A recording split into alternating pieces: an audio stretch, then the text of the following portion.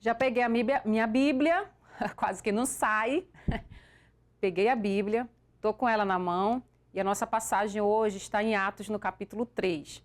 A Bíblia diz que Pedro e João, eles iam subindo até o templo chamado Formosa. O templo era uma igreja, né? E ali era o lugar de oração. E a Bíblia diz então, no versículo 2, e era trazido um varão, estou em Atos 3, tá? Versículo 2, um varão que desde o ventre da sua mãe era coxo, o qual todos os dias punham à porta do templo chamada Formosa, para pedir esmola aos que entravam. Ele, vendo a Pedro e João, que iam entrando no templo, pediu que lhe dessem esmola. Então, eu vou parar aqui no versículo 3, porque eu consigo resumir depois para você o que aconteceu. E depois você pode acompanhar numa Bíblia aí, nem que seja uma Bíblia do celular, você consegue acompanhar aqui para você ver o que eu estou falando, está na Bíblia. O que acontece? Esse homem era coxo, que coxo, ele tinha uma deficiência física, desde o ventre da mãe, ele nasceu com aquela deficiência. E, logicamente, nós estamos falando de uma época que não existia aposentadoria, não existia INSS, não existia benefício, né, para aquele que era deficiente físico, para aquele que passava alguma necessidade, enfim. E o que acontece? Esse homem, a família dele, colocava ele na porta da igreja todos os dias, para que ali na porta da igreja ele recebesse esmolas, que ele recebesse algum tipo de ajuda. E isso era uma estratégia até porque era homem, né?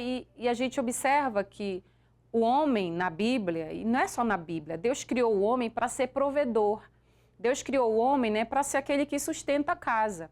E imagina então a mente desse homem aqui. Ele era homem, ele tinha que ser o provedor e não tinha como trabalhar porque ele era deficiente.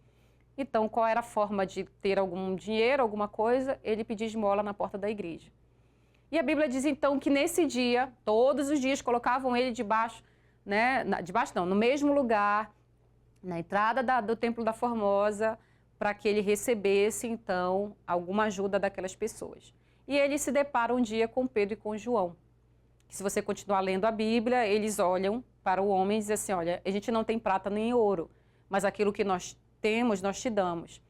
Em nome de Jesus Cristo Nazareno, levanta e anda. E ele levantou. E ele andou.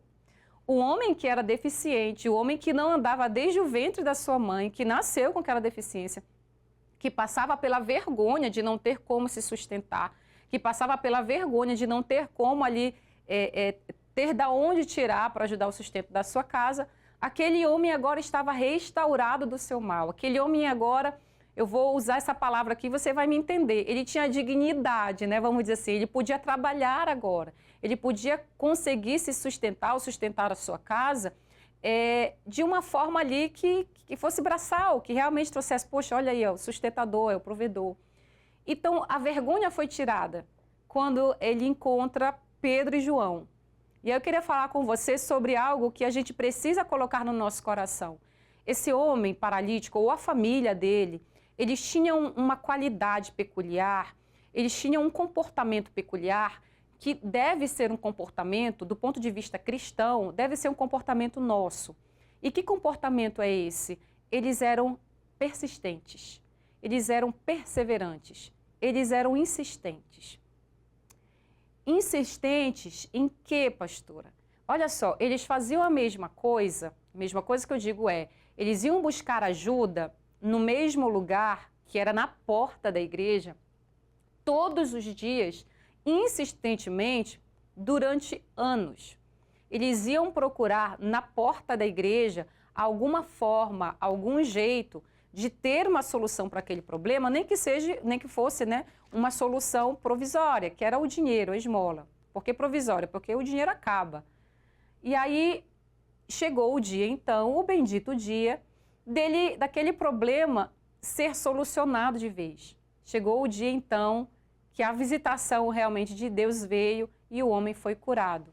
E essa perseverança, essa insistência de estar na porta da igreja todos os dias, trouxe esse resultado. Eles podiam ter se colocado na porta de de um mercado, né? Se tinha alguma taberna antigamente, era assim que a gente falava antigamente, vai lá na taberna, né? Se tinha alguma taberna, algum mercadinho lá, eles podiam ter se colocado lá na beira do mercadinho lá, quando as pessoas entrassem, saíssem, já colocava alguma coisa lá. Mas eles foram para a porta da igreja, para a porta do templo. E você que está aí, muitas vezes você acha que o seu lugar não é na igreja. Às vezes você acha que você está indo para a igreja, ou estou indo para a igreja, e às vezes não é nem você que pensa. É o diabo que vem com umas palavras negativas para você desistir da fé. Alguém que vem falar, você está indo para a igreja, teu marido está mudando nada. Teu filho não está mudando nada, está pior. Mas essas vozes vêm porque essas vozes querem te fazer desistir. Esse pensamento vem porque o pensamento de Satanás, que é o inimigo das nossas almas, é o inimigo das almas dos nossos, o pensamento, a vontade do diabo é que a gente não seja perseverante, é que a gente desista. Por quê? Porque o diabo sabe que é dentro da igreja, que é ouvindo a palavra de Deus que você vai ser abençoado. É na igreja, é ouvindo a palavra, ouvindo aquilo que Deus tem para falar com você, a respeito de intriga, a respeito de perdão, a respeito de ser honesto, a respeito de fidelidade. É na igreja que você vai ouvir e é na igreja ali que Deus vai operar a mudança no seu coração e o milagre vai acontecer. Então presta atenção, se você está aí e o diabo está lançando seta na sua mente para você desistir da fé, para você desistir de congregar, para você desistir de ir para a igreja, para você desistir ali da caminhada de fé, da caminhada com Cristo, eu estou falando para você, não desista. Esse homem aqui, logicamente que ele não estava esperando ser curado. Ele não ia para ali, porque com essa intenção. Por quê? Porque era uma coisa assim meio que inimaginável de acontecer. O que ele esperava? A Bíblia diz que ele estava esperando receber uma esmola. Por quê? Porque meio que acostumado com a dor, com o sofrimento, mas ele estava lá todos os dias, né? Todos os dias fazendo a mesma coisa. E Deus trouxe então o dia da visitação, o dia do resultado. Olha, deixa eu falar para você, o dia da sua bênção está muito próximo. O dia da transformação do seu caso, do seu casamento, do seu coração, aquilo que você tem tanto pedido a Deus, está próximo. E se você está enfrentando esse tipo de armadilha, né, na mente, esse tipo de seta na mente, repreende isso no nome de Jesus. Né, amaldiçoa ele, senão o Senhor está repreendido no nome de Jesus, está amaldiçoado, não vou pensar nisso. E Deus vai te ajudar na caminhada. Fica no mesmo lugar, fica na presença de Deus e Deus é com você.